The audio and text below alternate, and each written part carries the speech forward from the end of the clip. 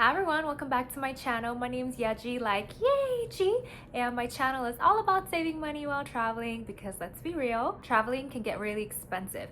And so if you don't have to spend any money, why would you, right? And if that sounds interesting to you, let's be internet besties and consider subscribing below, and let's get into today's video. And once again, my background is a little different because I'm currently traveling. We're staying at the W at Taipei. And in this video, I wanted to talk about the part 2 of our Asia trip. And unintentionally, we ended up traveling to all 4 Asian tiger countries, and these 4 countries are pretty much like countries that developed really fast economically after World War II, and those include Korea, Hong Kong, Taiwan, and Singapore. And we started in Korea because of my husband's knee surgery, and then now we ended up in Taipei. But honestly, we weren't traveling because we wanted to visit all these 4 countries, but it was mostly because we wanted to go on a Disney cruise in Singapore, and then we looked at flights to see what was like cheapest and what was available on points, and then that kind of led to all these countries. And I wanted to share how many points we used, and if we had to spend cash, how much it would have cost in total. All our flights in Asia, we flew in economy. I'm a type of person that likes to travel comfortably in like longer flights, but I do save where I can. I'm not someone that would like splurge on a business class flight when the flights are so short. If it was a longer flight, then yes, for sure, like go for the business class. But you know, I save where I can. So all the flights I booked in this Asia trip was all economy class. So starting off in Korea, we flew from Incheon to Singapore on Vietnam Airlines, and we had a layover in Ho Chi Minh City. And I booked this through ANA, like the Japanese airline, and we paid 55,500 points and $44.41 in taxes and fees. And if we had to pay cash for this, and the cash rate at the time of booking would have been $686.40. So roughly $687 we saved by going the points route. And this is for 3 of us, my husband and I, and our baby girl. And to be honest, Vietnam Airlines isn't an airline that I would necessarily like go out of my way to book again, just because our plane wasn't as nice. It was old and dated, and I requested a child meal beforehand, and they actually forgot to give it to us and instead gave it to like someone else on the plane. And so my daughter didn't have a meal for her, and thankfully they're really nice about it, and they like scrambled to find food, and they actually brought business class food. But of course it's still like an adult meal, it's not like kid-friendly meal, right? So she didn't eat a lot, but that's okay. The service was great. It was just that the flight itself, like the airplane, wasn't as nice. So on a pinch, sure, if that was the only option available, I would fly Vietnam Airlines again. But personally, I wouldn't go out of my way to fly Vietnam Airlines again. I just feel like there's nicer planes out there than Vietnam. And like I mentioned before, the Singapore trip came about because we wanted to go on the Disney Adventure, which is a new like cruise ship in Asia. And with that, of course, we just had to pay cash because of course it's Disney. But after the cruise, we did stay one night at the Marina Bay Sands, and we used our Amex Platinum card for that. So a night roughly cost a little over $930.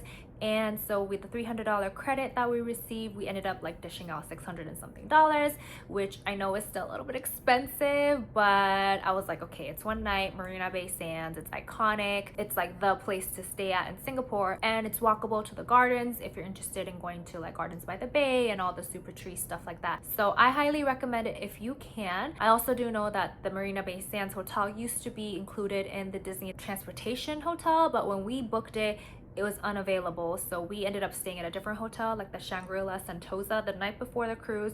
And then after the cruise, we just took the taxi and stayed at the hotel. And side note about Disney, I recommend booking through a travel agent and adding the transport and the hotel option just so that you can get on the cruise faster than other people. Unless of course you have like platinum, pearl tier, whatever, then you know you're good to go. But just because the cruise is over 6,000 people, so you're gonna be there with a lot of people. So if you can get onto the cruise a little bit faster, I would recommend that. And the Marina Bay Sands hotel is like amazing, 5-star. The interior part of the room kind of gave me the vibe of like Four Seasons a little bit. Of course, depending on which Four Season property you are, you know, the touches are a little different, but the just clean aesthetic, very Four Season-esque in my opinion. And of course, because it's Singapore, there's like cultural, like Singaporean touches to it. And because we booked it with a platinum card, we got early check-in at 11. Otherwise, I think it's like 3 p.m. And we got the $100 like food and dining credit because it's part of the fine hotels and resorts. And so while we waited for a room to be ready in the morning, we actually went up to the pool and then we ordered food up there and stuff like that. So we used a $100 credit that way. But I also like booking with the Amex Platinum because you always get like a little extra something something. We got like a welcome gift, which was like a fruit basket, as well as like coasters with a handwritten note from the manager. We also got like the Marina Bay Sands Hotel like chocolate, which was really cool, which my daughter ended up eating all of it.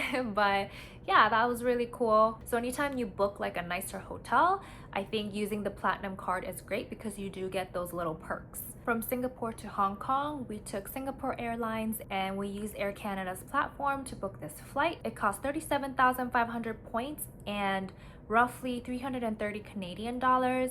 And the cash rate for this at the time was around $672. So the taxes and fees are slightly more expensive because it's roughly like $100 per person. So we kind of save roughly like 300 something dollars, right? Because the cash rate would have been over $600. So if you think about it that way, then it's like half price that we're spending money on essentially on like taxes and fees. And I was okay doing that. I would much rather pay a little bit of points in cash than book everything with cash. And at Hong Kong, we stayed at Flora Lodge. We stayed 4 nights at this property, and on hindsight, like I think it would have been better if we split up or stayed like in the city and then at Disney, just because like the distance between the two, but also like I want to experience like a nicer Hong Kong hotel than just versus just staying at a Disney property, you know. But in my mind, I was like, okay, my husband just got out of knee surgery, he's still recovering, and I didn't want to like pack, unpack, move hotels, also with a child, you know, it was just a lot. So we just decided to stay at one place.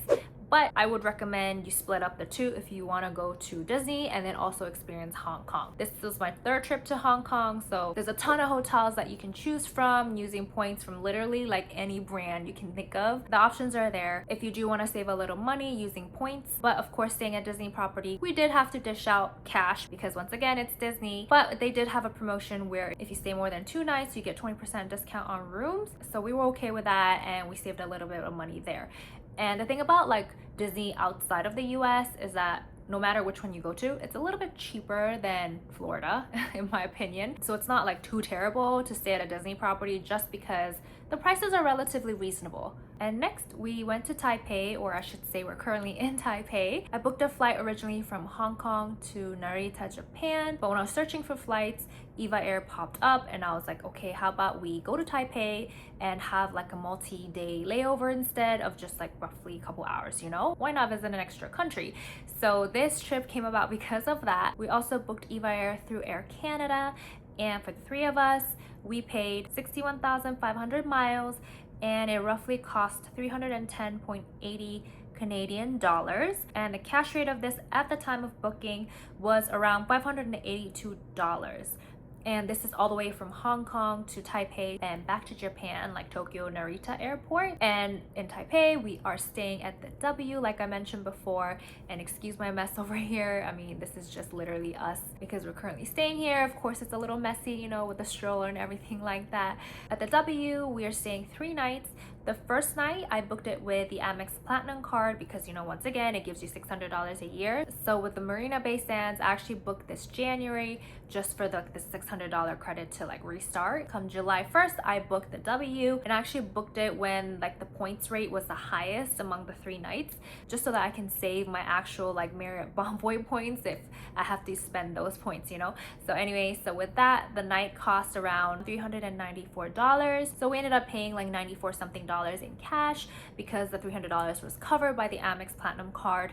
And once again, because we booked with Amex Platinum, we did get the $100 credit, which we used at the restaurant and stuff like that. And the other 2 nights, we booked it with Marriott Bonvoy. I had a free night credit from my Brilliant card, and with that Brilliant card comes with an 85K free night certificate. And at the time of the booking, the one night at W cost like 70 something thousand points. So I know we didn't use up all the way up to 85, but we're okay with that.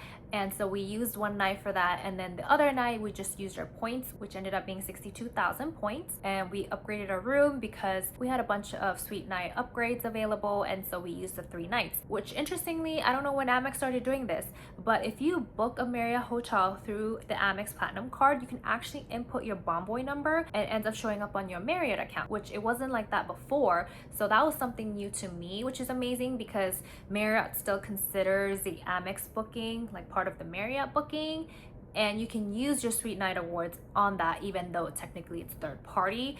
And on the bill that we got, on the receipt, it actually says Expedia even though we booked it with Amex Fine Hotels and Resorts, which is a little bit weird, but hey, it works. And I was able to redeem our Suite Night Awards, which is amazing. So that's a little tip for those of you that if you're booking a Marriott hotel, make sure to put your Marriott number on there so that it like recognizes on the Marriott end and adds that credit into your account. Because back in the days when I used to book hotels with the Amex Platinum card, I purposely stayed away from like Hyatt or Marriott hotels just because I knew that I wasn't gonna get credited for that night.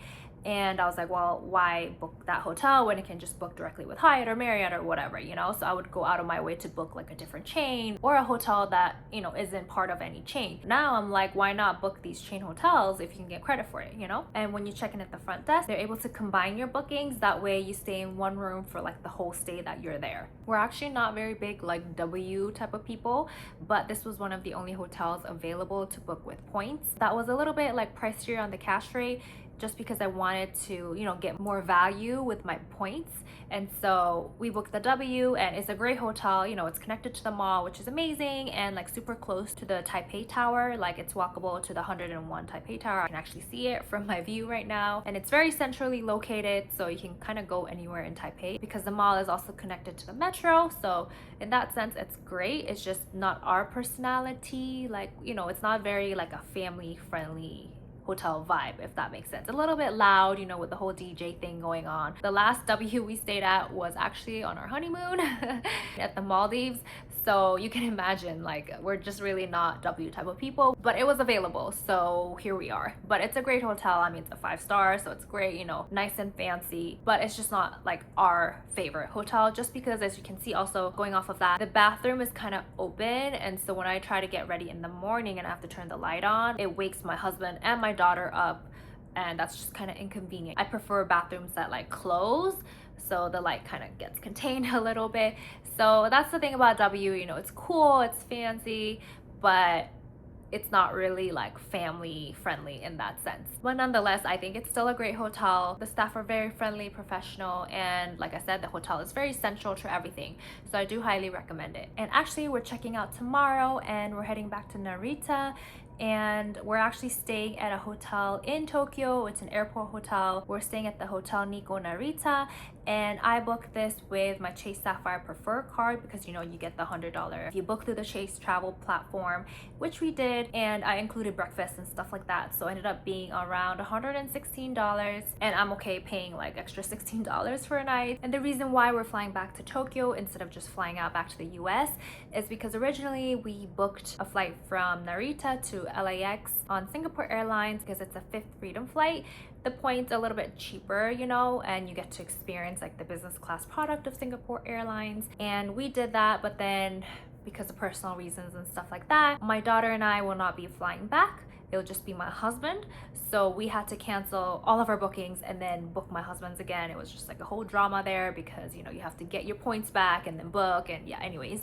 So ended up being for my husband around 103,500 miles, and the cash rate for him was around 2,824.77. So roughly $2,900 he saved at the time of booking, which I don't think is a bad deal at all. So if you add up all the cash rate of the flights and the hotels, it'd be roughly $5,500 that we saved. I would much rather use points than cash for all our trips. So like I always say, I love points and miles because, you know, it gives you the freedom to travel and also the freedom to not spend money, right? Otherwise, you'd have to be dishing out all this money to travel, you know, around the world, but you don't because, you know, we have all these credit cards that we can incorporate and use. So I hope this video gave you a little insight on how to like go around traveling Asia and which platforms to use when you're traveling within like Asian countries.